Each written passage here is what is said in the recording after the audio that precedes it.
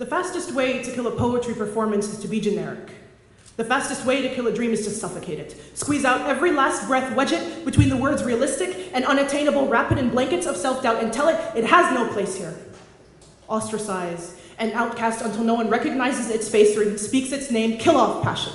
Make sure that if the dream ever dares to show its face here again, the dream has no friends and nowhere to stay, so when they tell you, you can be anything you want to be, they mean something within reason, within the constructs of a society that dictates what is acceptable. Find a job that is acceptable, silence your passion, watch your dreams like a silent movie on repeat. When I tell them I'm a poet, when I tell them I am a poet, they look at me like a failed business venture.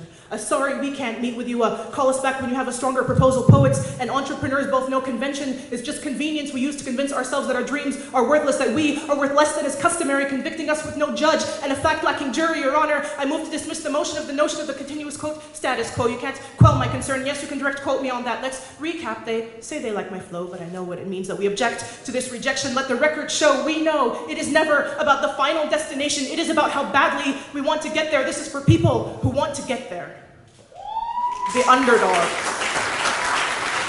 Who know they can beat the odds when the deck is clearly stacked against them. These are people who know what can happen when muggles believe in magic. They look to new horizons like Frodo leaving the Shire, scared but determined. They are not misfits, they are perfectly placed apostrophes. The difference between Y-O-U apostrophe R-E and your this is about survivors like us, skin grown thick like armor, riding through life like a battlefield. We are knuckles bruised from knocking on doors that said they'd never open because our ideas were never good enough. But the same people rejecting us are the same people who use the flower crown filter and forget that Snapchat was a startup.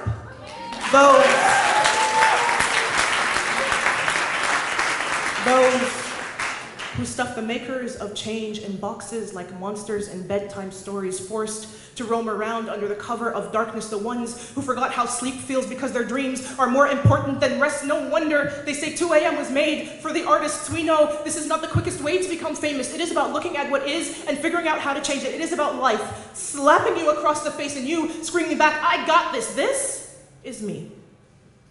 Being asked to spell the word unnecessary in the 6th grade spelling bee, replacing a C with an S, 2 S's with a C, tripping over my words, not seeing what I was saying, stuttering off the stage in shame and coming back a slam queen. This is for him.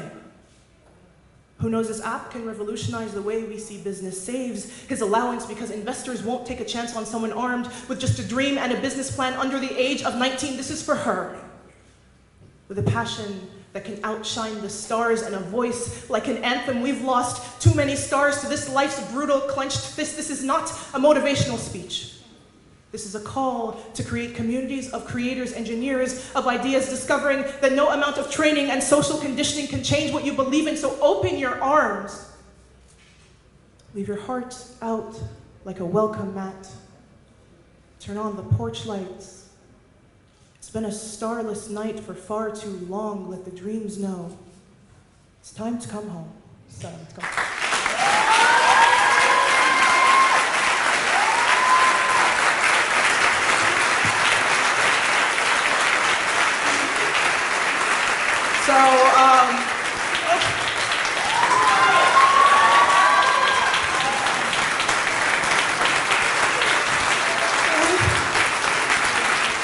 Wow.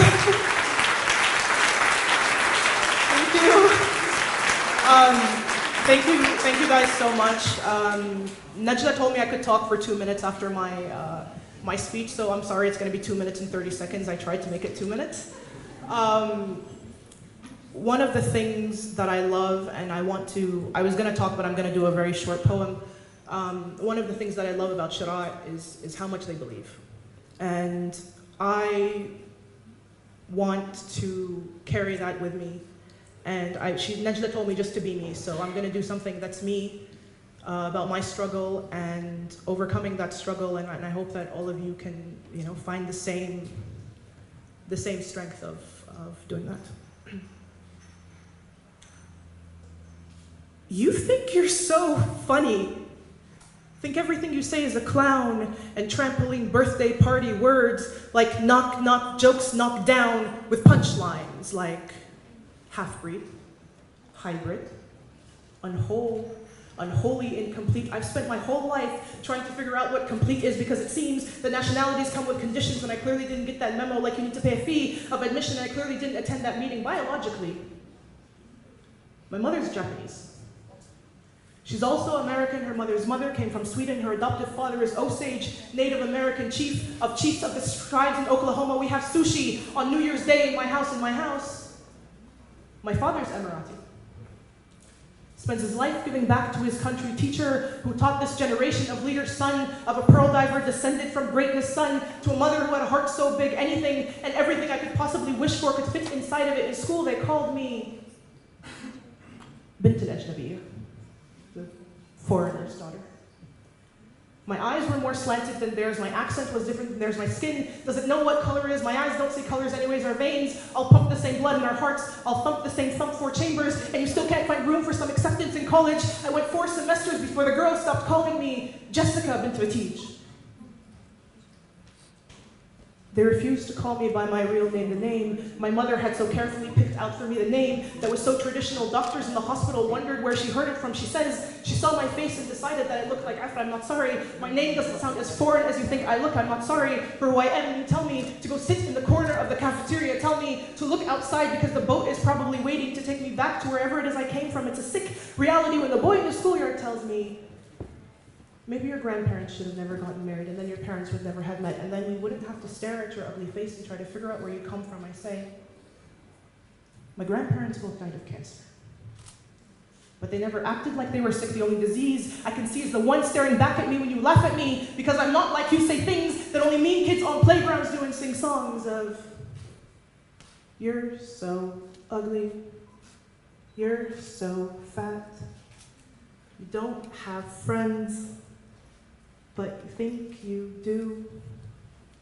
If you died, wouldn't miss you. Mock my parents and my heritage. But my parents taught me kindness, and your face is pretty, but your face is a waste of a perfectly good punch. You should consider yourself lucky because I never miss. Sheraa, I wish you many, many, many good punches.